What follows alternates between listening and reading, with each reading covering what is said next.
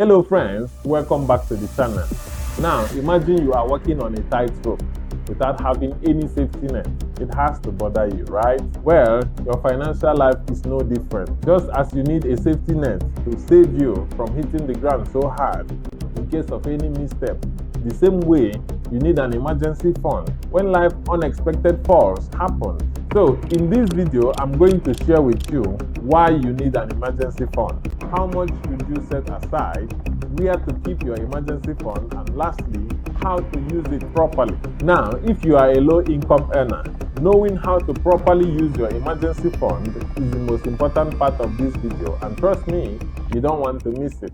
I used to lend myself a portion of my emergency fund to cover some essential bills because my income at the time was really low and not steady, which, to be honest with you, I think is so much better than going into debt or borrowing from other people, and I will explain why in a minute, so be sure to watch until the end. Now, why do you need an emergency fund? But first, let me remind you what an emergency fund does.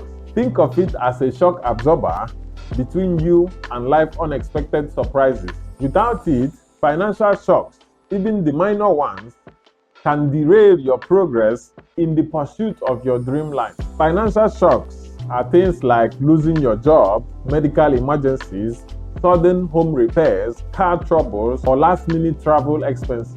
Now, I'm sure you can relate. These things often seem to happen when we least expected them, right? I don't know if you have had the experience of sitting in a car with a bad shock absorber. Sometimes when the car goes over a bump on the road, your head might hit the roof so hard and give you a concussion. That's what life feels like without an emergency fund.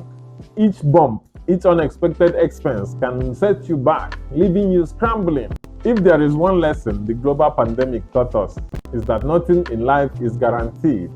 You could lose your job, your home, or your health tomorrow, no matter how secure things feel today. That's why an emergency fund is like having a lifeline when life turns upside down. Research shows that people who struggle to recover from financial shocks usually don't have enough savings set aside. So, what do they do in this situation? They turn to credit cards and loans, which can lead to even more financial stress. For example, taking out a quick loan to cover an emergency home repair often comes with high interest rates, or using a credit card to pay your bills after a job loss can make things even harder for you down the line. Therefore, the greatest advantage of having an emergency fund is that it allows you to cover life necessities when the unexpected happens without piling up credit card debts or taking out expensive loans. It is a financial safety net that protects you from falling deeper into hardship in times of trouble. And now to the next point. How much should you set aside for your emergency fund? To answer that question, in January earlier this year, according to a CNBC report, a survey found that nearly 50% of Americans couldn't cover an unexpected $1,000 emergency from their savings. And that is across several income levels. Even people making over $100,000 a year still struggle with this too. So there are two steps to building your emergency fund. The first step is to set aside at least $1,000 in your emergency fund.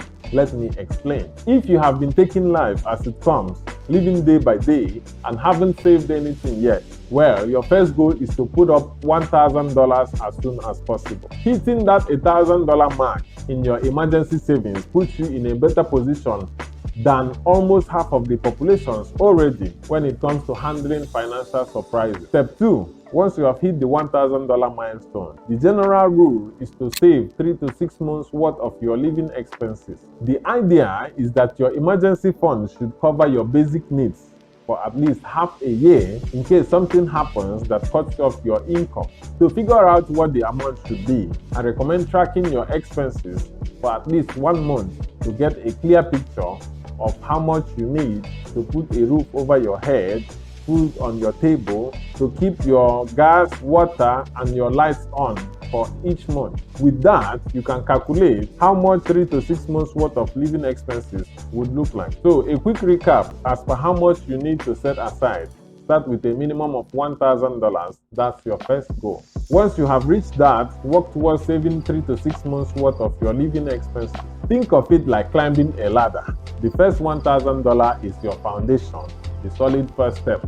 Once you are standing steady on that step, you can climb higher to build up the rest. Next, where should you put your emergency fund? Well, maybe inside a brown envelope and put it under your mattress. However, I wouldn't recommend that because your girlfriend might stumble on it one day and start feeling lucky. The key point to remember here is that your emergency fund should be highly liquid, meaning you need to be able to access it whenever you really need it. And yes, you could keep the money physically at home, but make sure it is in a secure spot like a safe. However, the best way to keep your emergency fund is by putting it in a bank, but not too accessible to prevent impulsive purchases. Plus, it can earn a little bit of interest. My favorite is putting your emergency fund in a high-yield savings account. It's just perfect.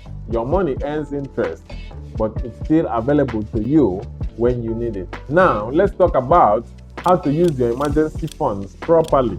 Emergency funds are there to cover unexpected medical bills, home or car repairs, or to cover basic expenses in case of job loss. And they can also help with other important expenses. For example, if you are struggling to meet up due to rising cost of things such as groceries and gas prices. In my opinion, if your short-term checking account won't cover your essential bills like housing, utilities, or groceries, you could use your emergency fund. Remember earlier when I mentioned I was lending myself a portion of my emergency fund to cover some of my basic expenses? That was because my income was not steady at the time and I needed it to stay afloat. However, and this is very important, you should try to review the emergency fund as soon as possible after using it to ensure long-term financial security. The whole point of an emergency fund is to prevent you from racking up debt in times of crisis or scrambling for money at the last minute. That is why it is called a safety net. With that all said, we also have to mention how you should not use your emergency fund. First, you really want to make sure that your emergency fund is being used for emergencies that must be handled right now, like medical bills, urgent home repairs, or in case of a job loss. Second, don't mix your emergency fund with your regular savings account. Keep them separate to avoid confusion or spending it on non-essential purchases. Thirdly, it's important to note that your emergency fund should not be invested in the stock market.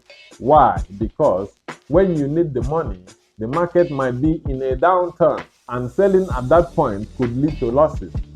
The last thing you want is to be forced to sell your investment at a loss during an emergency. The hard truth is that the only person you can truly rely on to get you out of a tough situation is you. Don't depend on family or friends, government assistance, or insurances to bail you out. Bad things can happen to anyone, so being financially prepared is extremely important. Lastly, I'd love to hear from you. Drop a comment below. Tell me, what was your last emergency? How much did it cost you? And did you have enough savings to cover it? Thank you for watching. Don't forget to smash that like button and subscribe. I will see you on the next one.